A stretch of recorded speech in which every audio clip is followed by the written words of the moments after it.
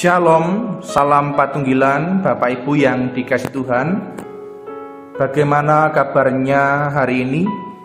Saya berharap semuanya dalam keadaan sehat dan penuh pengharapan akan kasih Tuhan. Bapak Ibu, malam ini Sabtu 3 September tahun 2022 kita dipanggil untuk kembali bersekutu melalui perenungan doa malam. Sebelum kita masuk dalam perenungan doa malam, kita satukan hati kita berdoa terlebih dahulu. Mari kita berdoa. Allah surgawi, Allah yang menghidupi langit dan bumi, sungguh kami mengucap syukur ya Tuhan atas segala anugerah dan kemurahan-Mu yang terjadi di dalam kehidupan kami. Sungguh kami merasakannya melalui keluarga, melalui pekerjaan kami, melalui persekutuan kami dan studi kami. Kami berterima kasih ya Tuhan. Sungguh nyata pemeliharaanmu dalam kami. Kami tidak bisa menghitung berkat-Mu di dalam kehidupan kami. Yang kami bisa lakukan hanya mengucap syukur atas segala-galanya yang Tuhan berikan kepada kami. Ya Bapa, kami juga menyadari keberadaan kami sebagai manusia biasa yang rapuh, yang rentan terhadap kesalahan dan dosa. Malam ini ya Bapa, kami mohon kepadamu, ampunilah kami supaya kami kembali hidup dalam jalan kebenaran Tuhan. Kami hidup dengan penuh sukacita karena Tuhan menolong dan memelihara kami. Ya Bapa, malam ini kami bersama rindu untuk menyambut firman-Mu. Mampukanlah kami supaya kami dapat mendengarkan firman-Mu, memahami firman-Mu, terlebih bisa melakukannya dalam kehidupan kami di dunia ini. Ya Bapa, kami siap mendengarkan firman-Mu, bersabdalah. Amin. Ibu bapak yang dikasihi Tuhan, bacaan kita pada malam ini terambil dari kitab Kolose 4 ayat 15 sampai 18. Kolose 4 ayat 15 sampai 18 yang demikian: Sampaikan salam kami kepada saudara-saudara di Laodikia, juga kepada Nimfa dan jemaat yang ada di rumahnya. Dan bila mana surat ini telah dibacakan di antara kamu, usahakanlah supaya dibacakan juga di jemaat Laodikia, dan supaya surat yang untuk Laodikia dibacakan juga kepadamu. Dan sampaikanlah kepada Arkipus, perhatikanlah supaya pelayanan yang kau terima dalam Tuhan kau jalankan sepenuhnya. Salam daripadaku, Paulus. Salam ini kutulis dengan tanganku sendiri.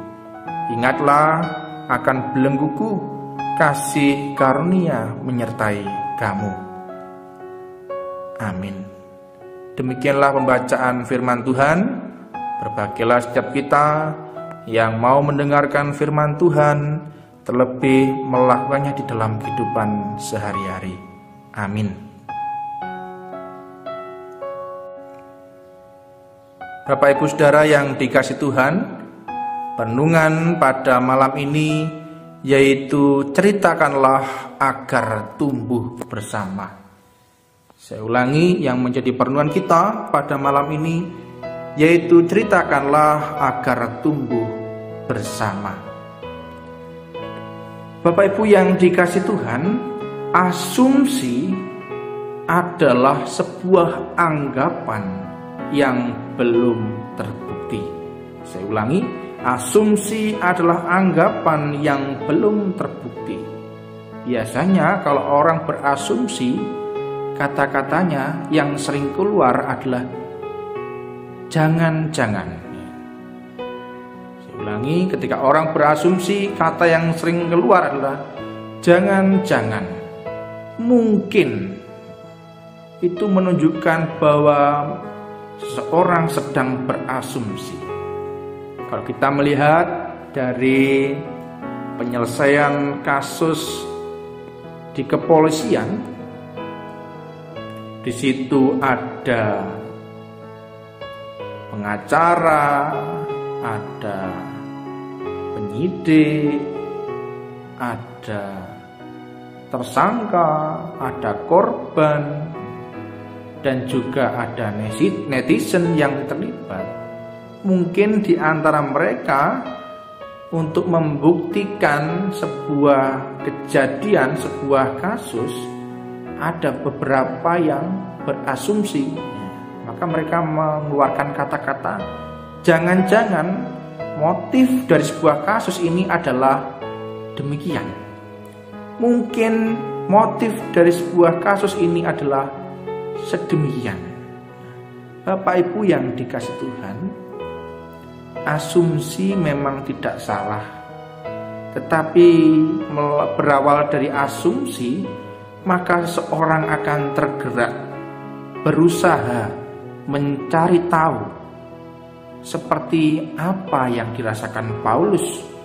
Bahwa Paulus pun juga pernah berasumsi kepada jemaat Kolose, karena Paulus mendengar ada agama lain yang hadir dalam kehidupan jemaat-jemaat di sana. Karena itulah Paulus mengirimkan surat kepada saudara-saudara Laodikia dan juga agar disampaikan juga kepada jemaat Kolose. Supaya tidak terjadi asumsi saja, maka Paulus mengajak mereka bergerak. Jika ada sesuatu yang datang, jika ada agama asing yang datang, ceritakanlah supaya dipelajari bersama. Siapa tahu agama asing yang datang ketika diceritakan bersama, mereka dapat menemukan sesuatu yang baru, makna baru. Jangan-jangan sesuatu yang baru itu membuat kehidupan mereka lebih baik.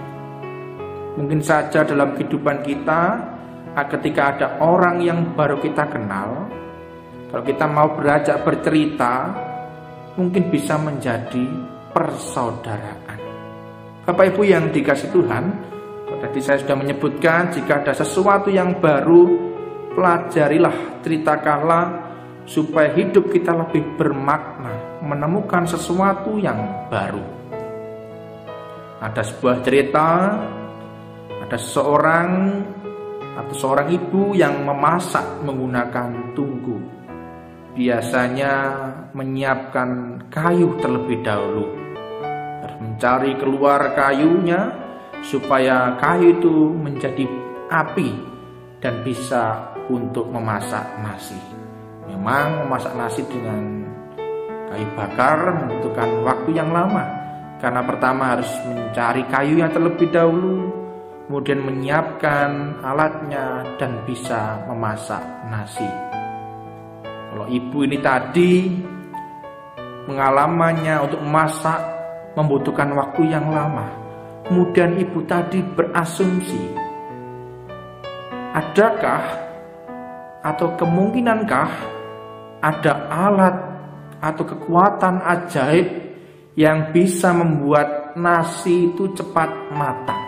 Ataukah ada kekuatan yang membuat orang itu ketika memasak nasi bisa cepat tanpa mencari kayu? Kemudian ibu tadi keluar rumah dan bercerita kepada tetangganya, "Hai tetangga, aku di rumah mempunyai harapan, mempunyai kemungkinan.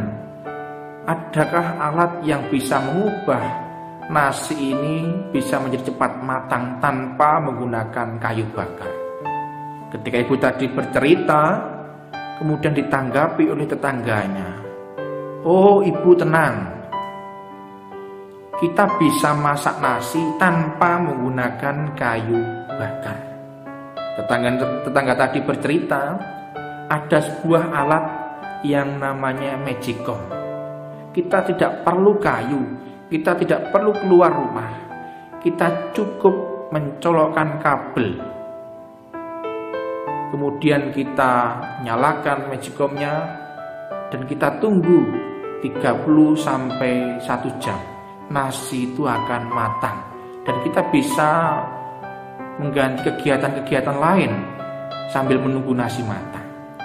Itulah Bapak Ibu, jika ada sesuatu yang baru, pelajarilah bersama supaya hidup itu semakin bertumbuh. Maka itu di dalam kehidupan kita jangan hanya berasumsi saja, maka salinglah bercerita supaya kehidupan kita semakin berisi, bertumbuh, berkembang, dan bermakna. Selamat bercerita agar kehidupan kita semakin bertumbuh. Tuhan memberkati.